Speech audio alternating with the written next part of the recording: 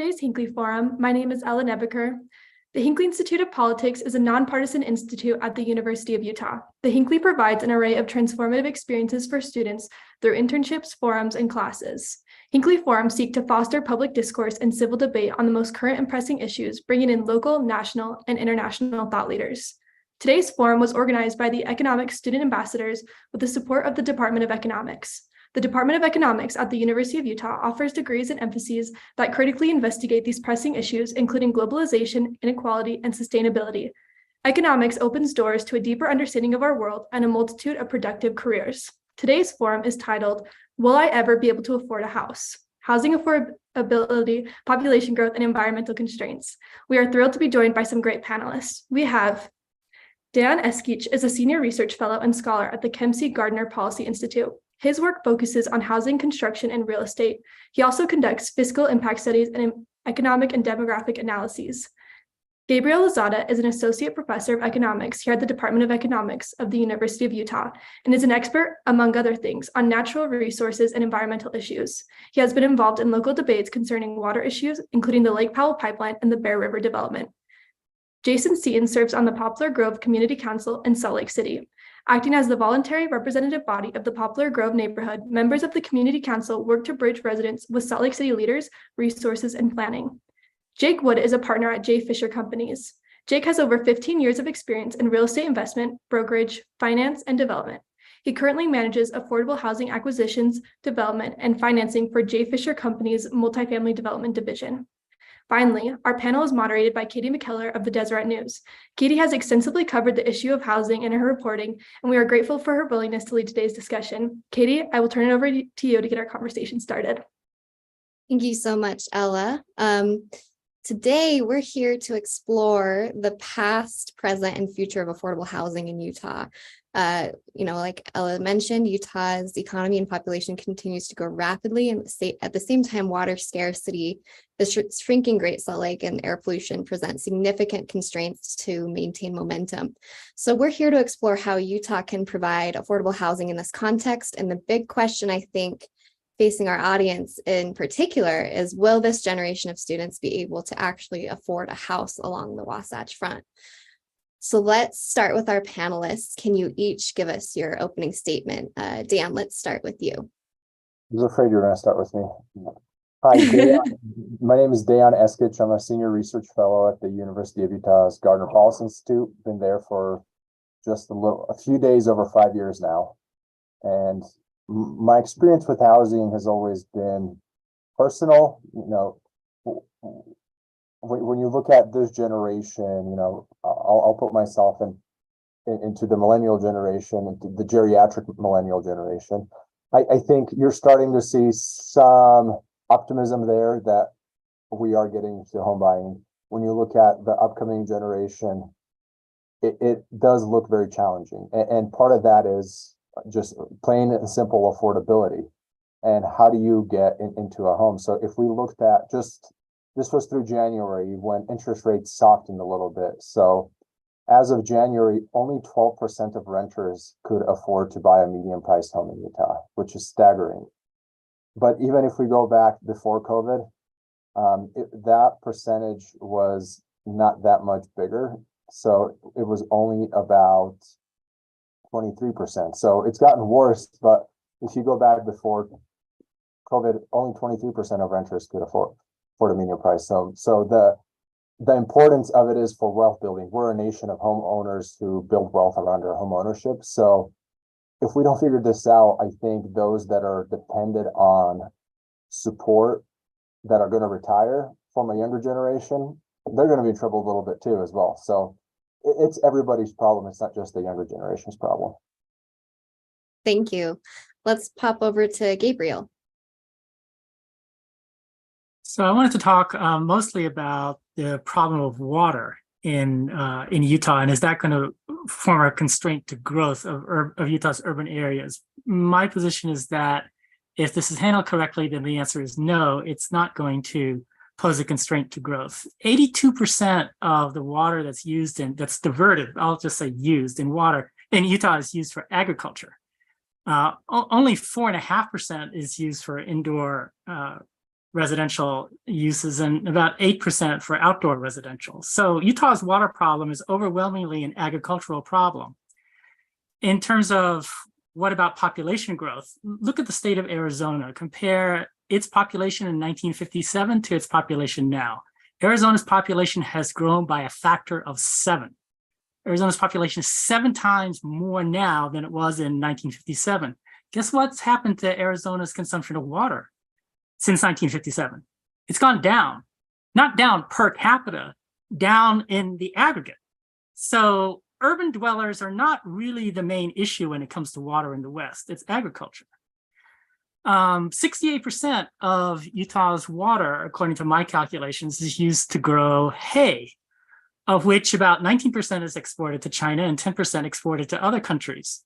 To put that in some perspective, more Utah water is used to grow hay that gets exported to foreign countries than is used in every single Utah city. And how important is the hay? It's not 2% of Utah's GDP, it's 0.2% of Utah's GDP. So what does that mean in terms of policy scenarios? We could pay farmers to stop growing hay, increase Utah's population 6-fold. In other words, multiplied by a factor of 6. So what, 18 million people? How much would that cost to subsidize the farmers for not growing hay? With that larger population, it would cost each Utahn about $12 a year. What about, it's another policy scenario. What if we don't think about increasing the population of Utah, but just want to increase the water flow to the Colorado River and the Great Salt Lake? We could free up 3 times more than the amount of water that's used in all of Utah's cities, paying about $80 per year. Now that's to the farmers. You also have to include non-farmers who would get hurt when agricultural production goes down. And so it would actually be more than $80 per year. It's hard to figure out exactly how much more, but that's the kind of scope that we're thinking about. 2 other quick mentions. There's a difference between xeriscaping and zeroscaping. Many people, in fact, if you walk around the University of Utah, you see areas that are landscaped just with rocks and just a few trees. That's not Utah's natural landscape. So it's kind of hard to know what Utah's natural landscape was. By Utah, I mean northern Utah, the Salt Lake Valley. Here's a quote from a biology professor at the University of Utah from 1947. He interviewed the last male pioneer of Tooele, who related that on that person's arrival in Tooele, so mid-19th century, as a boy, he remembered a valley full of high waving grass, a veritable herder's paradise.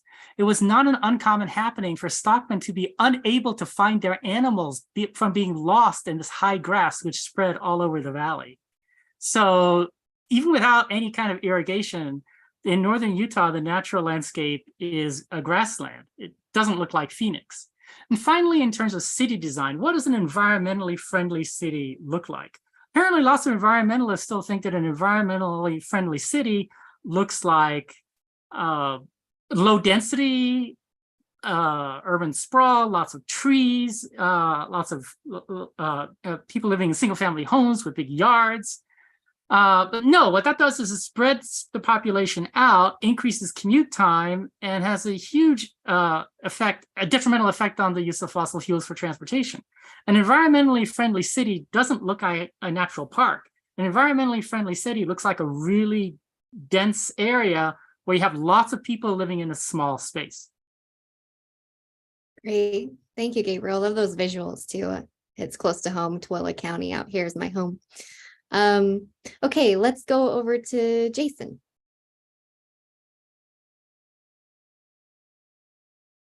My name is Jason Seaton, and I live in the Poplar Grove neighborhood. A lot of people don't know where that is. That is just west of I-15 is where it starts, and it's between about 9th South. It's a little about 9th South and goes up to North Temple, and it's a strip of land that goes all the way out towards the lake. And that is the Poplar Grove neighborhood in Salt Lake City. So it's north of Glendale and south of Fair Park. And I have been on the community council here for probably 6, 7, maybe 8 years now. and have watched a lot of change and recognize the difference between what is proposed to happen and what does happen. And, witnessing that and just paying attention to that across the valley, across the city has been pretty eye-opening. So Great. Yeah. All right. And Jake. Thanks. My name is Jake Wood. Like Ella mentioned, I'm a partner at a local development company, J. Fisher Companies. I oversee all of our affordable housing development. We've done about 2,000 or so units of affordable housing here in Utah and southern Idaho, or those are our project areas. We would work on everything from very low income all the way up through workforce housing, and we can talk more about that later. We do single family homes, we do multifamily. Gabriel touched on some interesting topics that I hope we can get into around sustainability, density. We do a lot of public-private partnerships, so we work with cities directly to help solve very specific housing needs in different municipalities around the Wasatch Front and the Wasatch Back. Some of the things that are very interesting to us, we look at housing as an individual use and the impacts there. Dayon mentioned that it is a great tool for building wealth at the individual level. We also look at from a little bit of a zoomed out economic development aspect. So that's something that we really try to measure and get into the details of that as well. Hopefully maybe we can get into a little bit of the public policy side. I know we have some experts on that, and that should be an interesting topic as well. When we talk about density, we talk about land use, we talk about water use, sustainability, environmental issues. Those things are all great concern to us as well. And I'm not going to get into a ton of statistics because I know Dayon is going to be the expert for that. So hopefully we can get going and have a really robust conversation. This is an amazing panel and glad to be a part of it. Great. Thank you. Dayon, you already kind of gave us a little briefing on the state of the housing market these days and how it's impacting housing affordability, but can you expand a little bit on what the future of affordable housing specifically looks like in Utah these days? Yeah, we find ourselves in an interesting environment where we're seeing housing demand be squeezed out by federal monetary policy, but we're not seeing the type of drop in housing prices you would typically expect when you see that type of slowdown, right? So even with that, the interest rates keep rising. So, we've had basically a week of just meme stock level of rises in interest rates.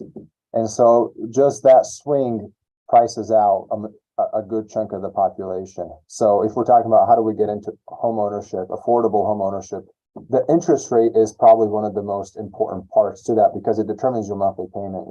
We've all bought a used car and we've all haggled on a used car, and typically they'll come back and say, just tell me what you want your monthly payment to be and we'll figure it out, right? And that's kind of what we're seeing with affordability right now too on the home ownership side is, the home builders that have a little bit of excess inventory, they're having a hard time getting through it. So they're incentivizing by buying down the interest rates, helping would-be buyers get that monthly payment locked into a certain price. Now, that's all great if you can get into a home, but if you are stuck renting, you're at the mercy basically of the market, of the landlord. And I wouldn't paint a broad brush. I think most landlords are responsible people. They want their tenants to make their rent payments, right? So what we're seeing new asking rents slow down in our market a little bit. We just like with housing prices, we peaked last year and we peaked on rent. So we're seeing rents come down now. On the affordability side, specifically of affordable housing, we've built more affordable housing, and Jake probably built half of it. He knows this stat better than I do, but we built more in the last couple of years than we have in the last 50 years, right? Why is that happening? Because there's such a big demand for it. And I think there's going to continue to be demand for it because of where the path to home ownership is. More people are stuck renting and incomes aren't keeping up either. So if we look at just, for example, in Salt Lake County, between the last 5 years, so rents have increased, about 37% in the last 5 years. Incomes for renters have only increased about 18%. So you have these huge disparities, in the cost burdening of the renter. So we continue to see more and more households pay more than 30% of their rent or their income go to rent. So I think it's going to get that trend. I don't see it getting much better, at least for the next 3 to 5 years. Yeah. Gabriel, kind of keeping that in mind, like these housing pressures, we've all heard about Utah's housing shortage, how it's one of the fastest growing states in the nation, and all thanks to its great economy. Can you talk to us about how that economy impacts its growth and housing issues, and how do we need to balance the need for new development with also the need to, focus on sustainability and reduce water consumption, the things you mentioned in your opening statement? So again, I don't think that, I think good water policy overwhelmingly solves the water problem in agricultural areas. So I don't think that water can be a constraint to growth if you have bad government policy. But if you have good government policy, water shouldn't be a constraint to growth. I think that the increase in Utah's population is due a lot to in-migration because, as you said, of economic growth. So the main question of affordability is the question of the housing supply. Housing supply in the United States overall, including in Utah, was hurt very much by the financial crisis in 2008. That was a financial bubble that was caused by the real estate market. And it meant that between 2008 and 2012, 2014, there was very little construction going on. And we haven't caught up with that yet. So that's one of the biggest reasons why we have a lack of supply. Proper government policy will increase the supply.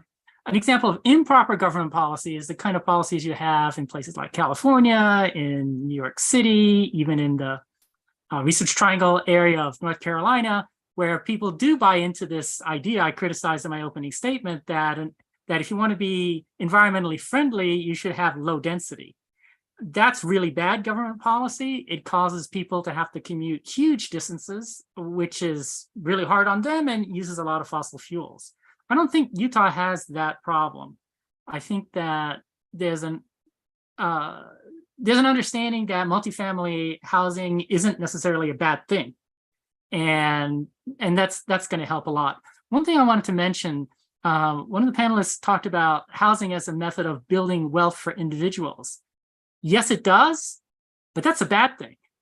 Because the reason why housing builds wealth for individuals is because house prices have been going up relative to other things. So a better situation is if being a homeowner didn't build wealth, didn't hurt wealth either, but everybody stayed neutral. That would be a signal of a situation where houses were a lot more affordable. So I just wanted to mention that. Perfect. And you also mentioned a lot about hay. I mean, sounds like that's where the focus really needs to be. Do you think, enough is being done to focus on that type of water conservation? Or are there any policy suggestions you'd have for the legislature? So the lots of the discussion has been around Utah's bad government water policies in urban areas.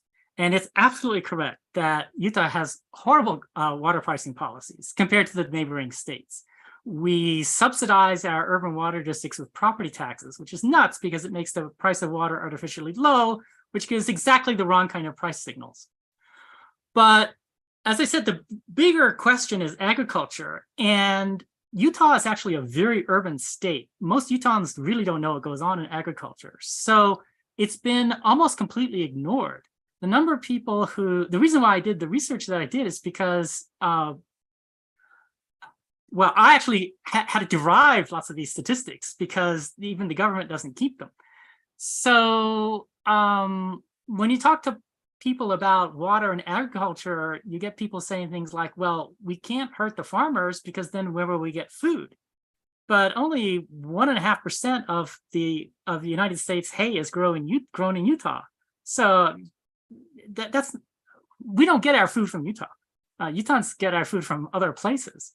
So there's Both, I think, on the right and on the left wing of the political spectrum, there's a huge interest in protecting farming, protecting agriculture, and not wanting to talk about the elephant in the room, which is that Utah's use of water in agriculture is unsustainable because of climate change. Thank you. Let's pop over to Jason. Can you talk to us about what your area, Poplar Grove, is facing when it comes to housing? Do your neighbors worry at all about the drought, the shrinking Great Salt Lake, air pollution, and how that impacts their housing situations now or in the future? Oh, you're muted, Jason. Sorry about that. You're good. Yeah, a lot of people in the neighborhood are very aware of what's happening around us. We definitely stand apart from the rest of the city. We're kind of a forgotten area by the city. It's kind of unfortunate. But when it comes to being aware of drought situation, everyone here doesn't really have a yard. No, I mean, they have space, they have acreage, but they don't have grass. No one here is spending money on yards. And the few that do over the last year, and probably including the year before, the last two summers were pretty hot. They let their yards die, just let them die. And the economic differences here compared to the rest of the city are pretty big. But that doesn't mean that people aren't aware of what's going on around them. And I think a lot of people are pretty proactive about doing things. And it is interesting to see that happen, because if I go for a stroll on the east side of town, there's some pretty nice yards hanging out over there. It's like they can have a yard, but we can't. It's kind of the feeling sometimes. But at the same time, it's a lot cheaper to just not have a yard. And in a more there's a lot more poverty here, and in that situation, it's just one less thing to worry about. So it's easy. It's easy to not use water because it saves money. And are your neighbors also struggling with the housing situation and affordability, and people who might want to move into your neighborhood, stuff like that? Oh, sure. I mean, I think a lot of houses tripled in value during the pandemic. I think it's artificial. I think for everyone, citywide, statewide, I think a lot of it is ballooned, and then it'll come down to something a little more normal. But folks here, there's a little bit of sticker shock with taxes shooting up quite a bit. I mean, triple the price or value, you triple your tax, right? Almost. So that's a little bit. But the thing that our neighborhood is probably the way that it is that it has traditionally been more rental because it's an old neighborhood. And so in Glendale, just south of us, that's a post World War II era neighborhood, right? It's a lot of buildings, a lot of brick houses that were built post-war. And then this neighborhood, Glendale, is 100 years old, a little more than. And generationally speaking, people have lived here for a long time, and then when they pass away or their kids move away, they end up with their parents' homes, and then they just rent them. And that's a lot of the way this neighborhood is this generational rental situation, where the vast majority of homes here have been rented until just before the pandemic, where maybe some of those generational folks they don't want to deal with rentals anymore, and they're willing to sell the house. And there has been a little bit of turnover in that scenario. But yeah, this is a heavily rented neighborhood. Yeah. Jake, can you talk to us about what hurdles stand in the way of affordable housing these days, and what you think needs to be done about those hurdles? I'll try. So yeah, that's the age-old question, isn't it? Yeah, we talk about this all the time, and really, Gabriel made an interesting point when he said that home ownership and property ownership is a great way currently in our society for individuals to build wealth, and that maybe that's not such a good thing. I think that it is a good thing, but I do think that it's outsized, and I think that it is disproportionate and unbalanced. And what it does is it really just creates that sort of barbell structure where, you really get cleaved into the haves and the have-nots when it comes to property ownership. So I agree with him that that's a bad thing. I like to interact with folks who are in the academic realm because I try to bring a little bit of the voice of the practical side of things rather than the academic side of things. So I like to think about things as we wish that they would be. And then I also like to act on things as they are and in our current conditions. So with that caveat, maybe I could talk a little bit about how we actually try to implement affordable housing strategies and build new product, because we all talked about supply versus demand. The demand for housing at every level is unfulfilled in Utah, and specifically in our urban markets right now. All the way up and down the spectrum, there is a need for more housing. And so I'm a housing bull at every level. I think we need more low income affordable. I think we need more moderate income. I think we need more multifamily, single family, the missing middle. I think we need more of all of it. And so I think anyone who's studied this understands how the pressure gets eased as more housing comes in at every level.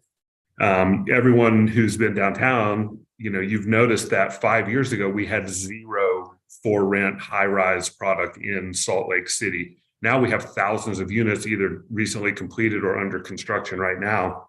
And that's a function of the high end expanding in our market. So when we as real estate developers make decisions about whether or not to build any type of product, we look at the economics, and we understand that we have to have the demand on the back end, but we also have to be able to finance. We have to understand the economics of the deal. And so the reason those high rises are being built now is because they are supportable by the rents that they're achieving. We see rents at $3-4 a square foot for a rental unit that didn't used to exist in this market, but it does now. So what's happened is the cost to the end consumer has blown out, and the wages haven't kept up. Other, the economic factors in our market haven't kept up with that. So it's really caused us as developers of low to moderate income housing to be squeezed out of that development market. So where I'm going with this is, when we go to buy a piece of land, we're competing with a high-end market rate developer. When we hire a general contractor or a subcontractor, we're competing with a developer of a high-end, market rate unit. So for us, the challenges are just magnified, because our whole goal is to keep the rent low, to keep the cost of purchase low, to keep the cost of the end user low, and it just creates a wider gap. So for us, it comes down to finance. And then Dayon mentioned interest rates. That's the driver of the whole economy here. So as those rates go up, hopefully, to Jason's point, maybe there is a cooling effect on overall housing price. Maybe that does flatten the curve there. But it also makes it way more difficult to bring new supply into the market. So the supply-demand imbalance also only gets worse as the interest rates rise. So it's a little bit of doom and gloom there on bringing new supply into the market. The good news, though, is I think that this is actually on the radar now. Gabriel mentioned issues that affect both the left and right of the political spectrum. I think this is truly one of those issues. We see a lot of coming together, the state level all the way down to counties, cities, towns.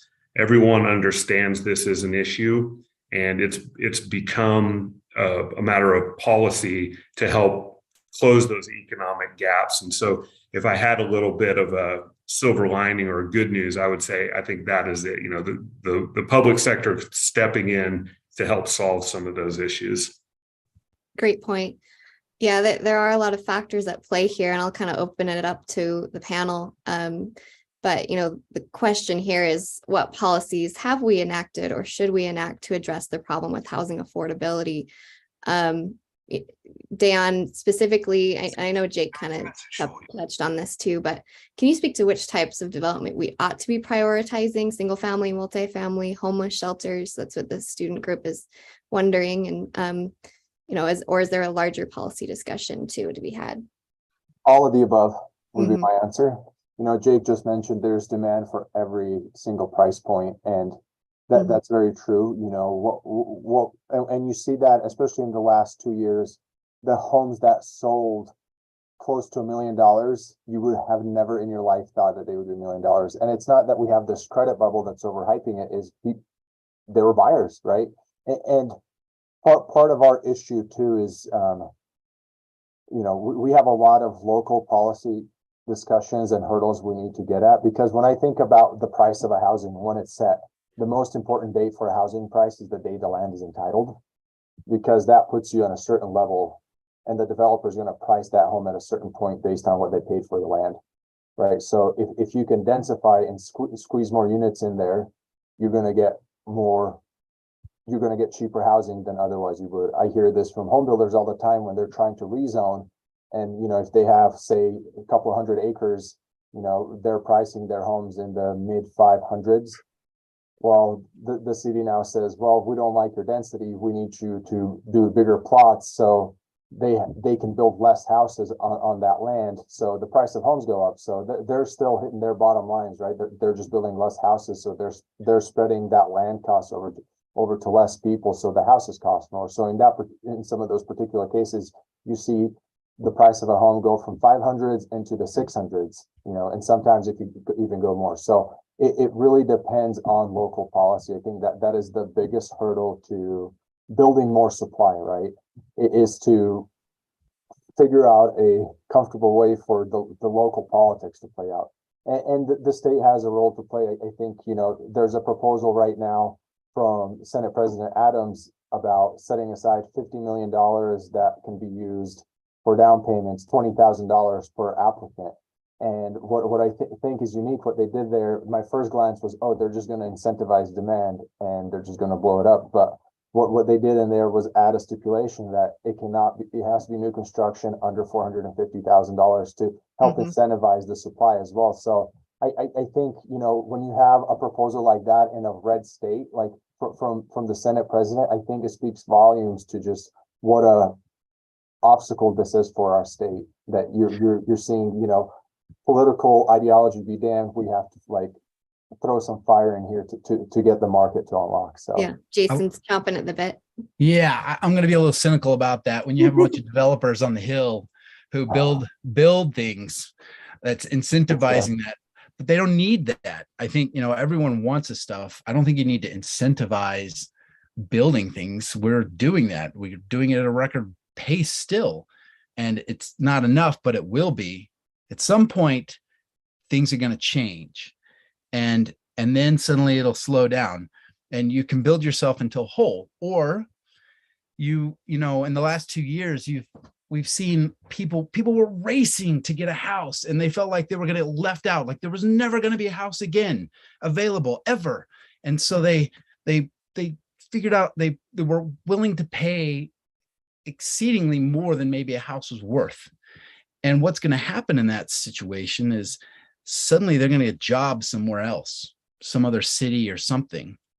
And they're going to have to wait for that house value and the rest of the market to kind of come together, because they paid way up here, and the house isn't really worth that because the values are kind of coming down, or house prices are coming down. And so it's not such a hot market, and they're going to be stuck. And that itself is going to create a little cooling on its own, because no one's going to buy my house so fast, and I need to leave town to take the job that's going to pay me more money or whatever. And I just think there's a lot of things at play over the last few years that are out of whack. And when they start to filter down, it'll be forced to cool. And so the prices will come down, and so will interest rates a little bit, but we still have decent interest rates. I mean, when my parents wanted to buy a house in the 80s, it was like 13%, but the difference was a house only cost $40,000. Right. Right. So there again is the difference. we're just at the other side of that. Houses are really expensive and interest rates have been artificially low. So I think there's a lot at work. And when people are afraid they're never going to get a house, I think, yes, it's a little bit of a strain right now, but I don't think it's forever. I think markets go up and down.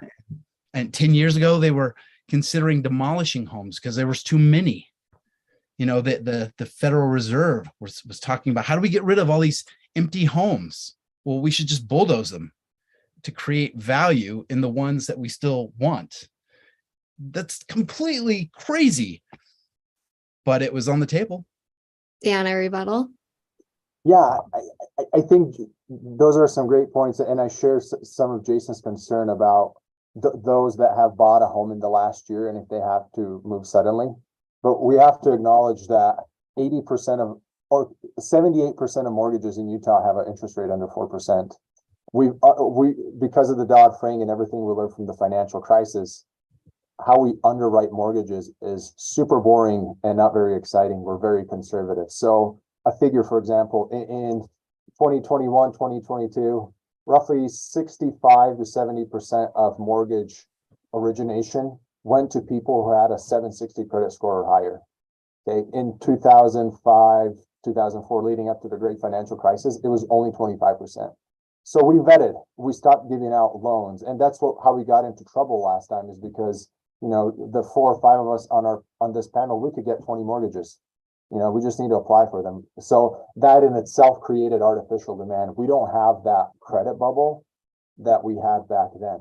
When we underwrite somebody in today's mortgage market, we make damn sure that they can pay the mortgage back on a monthly basis, that they have proof of income. So that's made credit availability. If you look at a lot of, you know, mortgage indices right now, the credit availability is super tight, right? So you go to apply today, if you want a better interest rate, you have to, you know, pay tens of thousands of dollars for it, right? So we're not giving mortgages to people who cannot afford to cover them. So in that sense, I think the typical ownership household is positioned in a much better environment to take on some sort of hit. And, you know, everybody who's had their home for more than 2 to 3 years, they've got plenty of equity to absorb that shock, right? If we were to experience some sort of major dip. So, you know, if you bought your house in the last year, you're kind of on the fence, but that represents such a small number of transactions that it would not make a major dent in the market overall. It might in some metro areas, right, specifically, but overall, I think in our market, we would not see major disruptions, in my opinion. I want to leave time for audience questions, but Gabriel and Jake, did you want to jump in at all about this discussion about what policies we should enact to help with this housing affordability problem, or should I move on to the next question? I just wanted to ask the other panelists, are there some localities in Utah that you think are doing things well?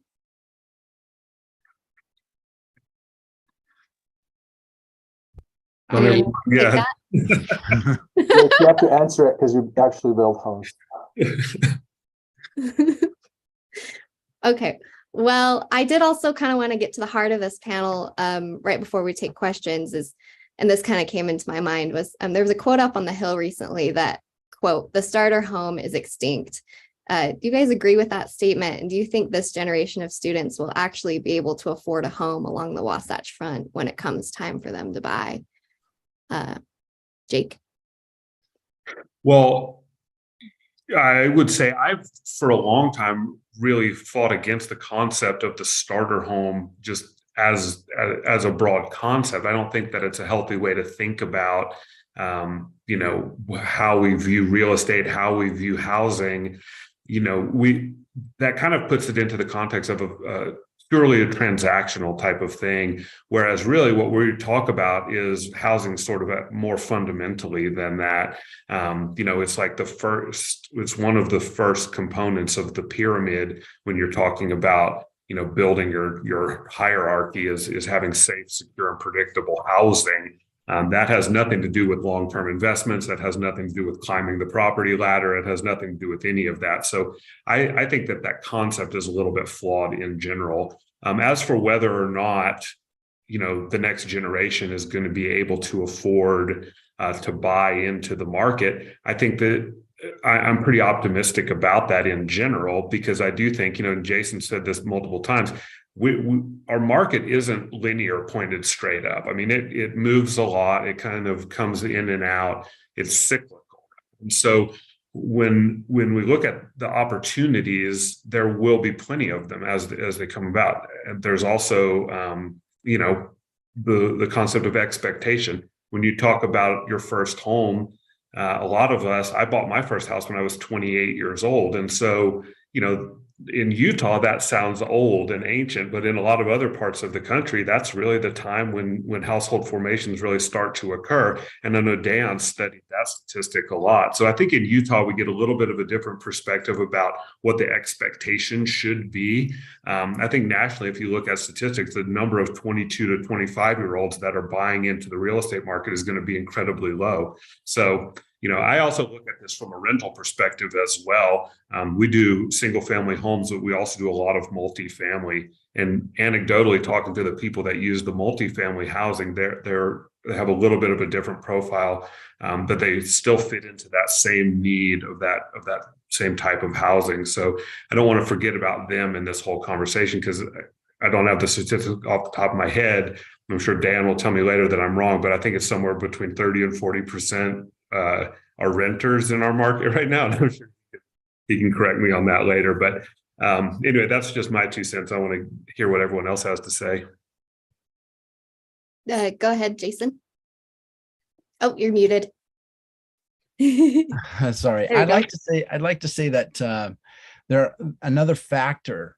I didn't I rented for a long time. I didn't know where I wanted to be. I didn't see a house as a bank. I saw it as a place to set roots. That's just me. I grew up as a kid traveling around the country because my dad was in the Navy. And so I was a little more nomadic. And it didn't really matter. Now older, I think, oh, well, there's a lot of money involved. It's kind of a house is kind of a bank. It's where if you decide to sell it, you kind of get your money back that you put into it. Even if the value has gone up, then you get your interest back too that you've been paying to the bank. But I think there are other factors out in our nation as a whole and around here. And if you get the postcards in the mail, if you own a home, you'll get a postcard in the mail all the time, weekly, maybe even daily. It says, we'll buy your house for cash. Do you want to sell your house? And I think corporations snatching up homes and renting them out is a factor that's not really being included in what we traditionally think of as home buying, or it doesn't, whether it's a single family home or an apartments or whatever. I think we see it as I go to school, I earn some money, I buy a house. And that does feel very linear and natural. But when you have a corporation going in and snatching up homes from people saying, I'll pay you cash today, I'll pay you more, then it makes it really hard for someone. It keeps homes off the market. And that also drives up that race to buy something or difficulty in buying something. And I think that one day we'll have to broach that, because corporations owning hundreds of thousands of homes in this country just to rent them out, it's capitalism at its best, probably, but it's probably an unforeseen consequence of marketplaces. And I think that's going to have, moving forward, a large effect on owning a house. Dan and Gabriel, you want to jump in on that discussion before we go to questions?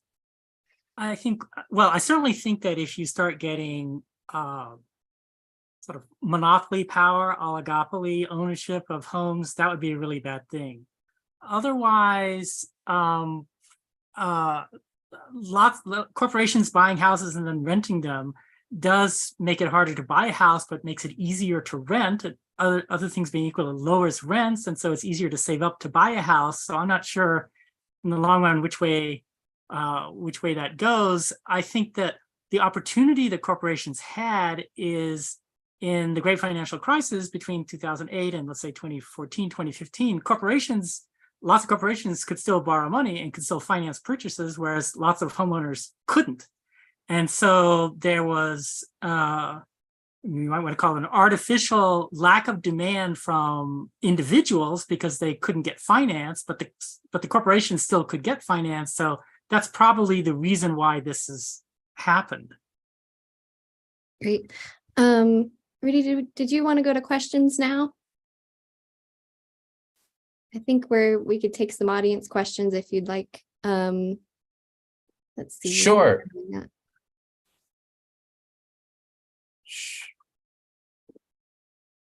Are you giving me the mic? Yeah, I see your hand raised. I did raise my hand. I'm so grateful for this discussion, and it's just a joy to hear, from these experts. I want to throw in a topic that sort of is an undercurrent but hasn't been emphasized, and that's about political conflict. So about the water issue, right? So we're currently considering to apply eminent domain to expand the width of I-15.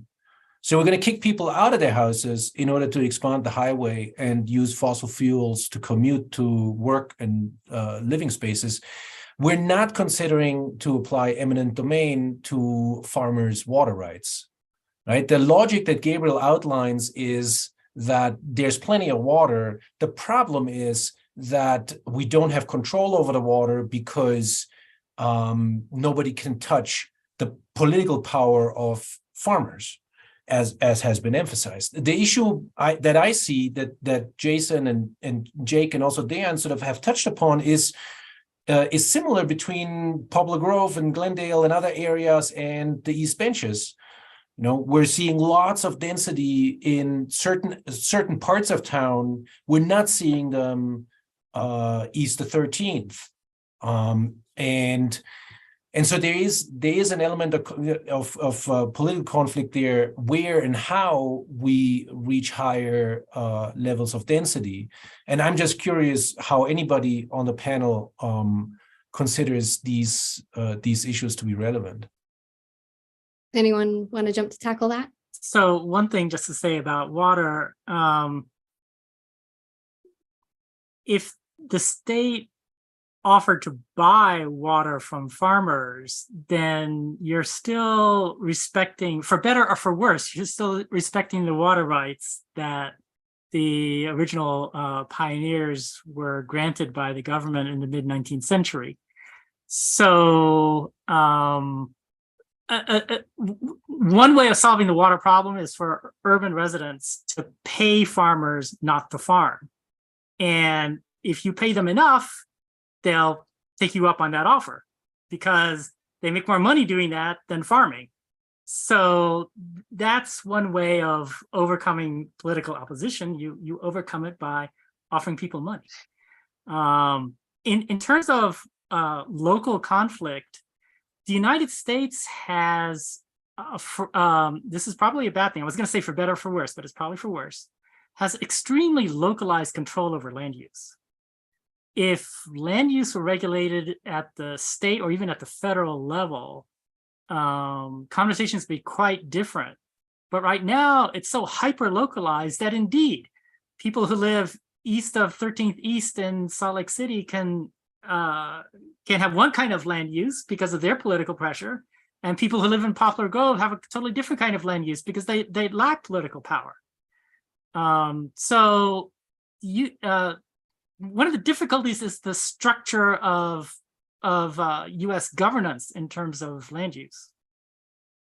I'm not seeing any hands raised, but I can follow up on that. I do notice this year that the legislature is focused on more of a free market approach when it comes to helping the housing market and land use decisions. There's even a bill to make certain land use decisions immune to referendums if they get a 2/3 majority vote.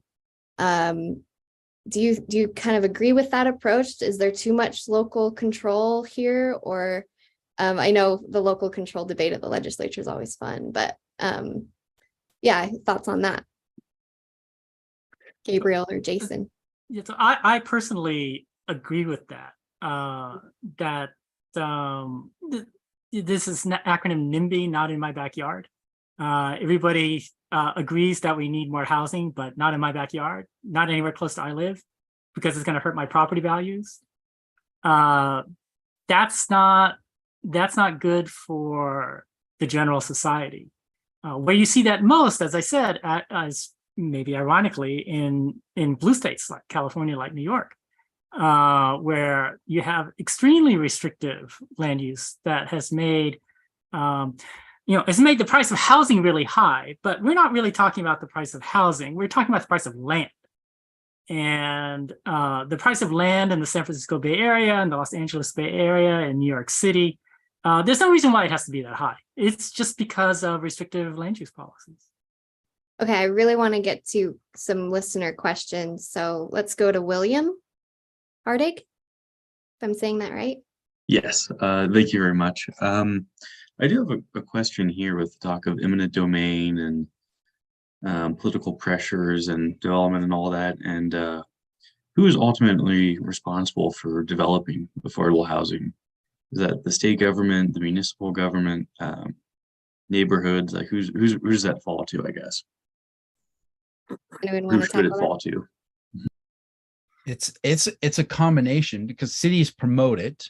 So there in Salt Lake City, there is tax incentives. There have been tax incentives that that I think for 10 years, that the developer wouldn't have to pay certain taxes on that development to promote its being put there. And so now the question is what is affordable in that? Some of those are just to bring the masses into the city, and some of that is to make sure that some of those apartments are affordable. So they have zoning to say, hey, you're going to put so many units on this spot, but we want a percentage of those to be below market rate to allow for folks who couldn't normally afford this place to be able to move in there. The irony to that is, depending on if I build the same building on this side of town or that side of town in Salt Lake City, the one on the west side will have 80% below market, and the one on the east side of town will be 10%, maybe less. So there's those political pressures are at play in that scenario. Same building, just a few blocks away from each other, different outcome. And it, from a more political point of view, it's what it starts to do is it starts to corral all the poor people together, right? Because this is what I can afford, so this is where I'm going to be. And instead of distributing wealth, and that's a bad term, but instead of distributing, people throughout the city of all different, heights and sizes, you really corral different groups of people. So, and it's a natural occurrence. It's always been that way. The east side is definitely a little more well off, but and I can understand why they don't want those developments. And those are nice neighborhoods. But in my neighborhood, we have 50 acres owned by Salt Lake City, and I can't get any developer to look at it to say, hey, we need a mixed use development out here that allows us to have grocery stores. We're cut off from all of that stuff. So if you're going to put more housing somewhere, you have to support all those people with other things. And we don't have any of that. That's something we're cut off. We're cut off on four sides by interstate and by railroad. It's very difficult to move in and out of town. It's easy to leave town. It's easy to get to the airport. It's easy to get on the freeway, but I can't drive east very easily without getting stopped by a train or having to find a bridge or something when a train is 2 miles long. So there's these other things that have stopped development west of I-15 where there might be more room because of crazy notions that, well, it's not valuable out there. We don't see any value in that. And it's here, but we can't have that stuff. It's really bizarre. So So Yeah. anyone else want to jump in on that question before I go to the next one? Can I just add something there? And I think that it's an important point. First of all, Jason, I'll look at that 50 acres. maybe we can figure out something there. But I'll point it out to you. All right, great. I think something that kind of gets lost in the shuffle sometimes, and the last question sort of spurred me to point this out. We're talking about housing, affordable housing as this broad spectrum thing, but really, I think it's important to make the distinction. We talk about affordable housing, and then we talk about housing that is affordable, right? And that's two different things. When we talk about affordable housing, most often we're talking about something that's deed restricted. It's built with a specific intent. It's restricted to who can use that housing, whether it be income based or rental based or some other factor that is actually creating a very narrow use band for that housing. And then housing that is affordable is broad spectrum, right? That is more of a societal shift that we're talking about, is creating environments where that can thrive. And it's not necessarily us as the developer coming and putting something in and saying these 10% of units are now restricted to people who make 60% of the area median income and the rent can only be capped at $700 a month or whatever it is. But it's actually thinking about solutions and policies that help create a ecosystem, an environment where that housing that is affordable, and that naturally occurring affordable housing is something we use in the industry jargon. And typically, a lot of times that's associated with lower quality, lower socioeconomic, geographic areas, and other things that sort of influence that affordability. But I do agree that a citywide solution is not off the table. There's definitely land use policies. Gabriel makes a great point. Removing local controls is a big push. I can't tell you how many times we've assessed a piece of land based on the number of parking spots that we need to provide per the code that governs that individual location. That's insane that we're doing that way. So, I definitely agree with that as well. So I just wanted to make that point. Okay. I do want to go to our next question from Mickey Maples. All right. So yeah, I did have a question about basically just the main idea of this I guess panel, which was will I ever be able to afford housing? My idea of when I'd be able to invest into housing, or when I should buy a house, was going to be about like 10 to 20 years down the line, when a lot of baby boomers will actually start dying, which is, I guess, a really sad thing. But I thought maybe at that point it'd be pretty good to invest, because with the lack of, when supply starts to increase with baby boomers dying, then it'd be probably a good time to actually buy a house. But is that actually a good idea? And that's kind of what I wanted to ask. Yeah. Dan? So I have a slide that says 2020s are about millennials and 2030s are about baby boomers, ... dying. So, not to make, be inappropriate about it, but I think we're going to expect that, right? We're going to expect more opportunities, I guess you could call them, for home flippers, right? So I think that this is where, I think when Wall Street firms look at it, the way they're positioning themselves, when you look at some of the higher net worth areas across every major metro areas, it's older generation, right? It's neglected homes that probably haven't been touched for 20, 30 years. And those people there are currently stuck, right? They can sell their home, but where do they go? And so I think the 2030s present a lot of challenges and opportunities from the housing stock perspective. But what we're going to see on the spectrum of, our market is, when we look at, if you see the population pyramid and you look at when people buy houses, typically the first time home buyers in the US is 32 years of age. Right now, what we're going through as a country is we have 32.5 million people hitting that 32 years of age between 2020 and 2025, between those years.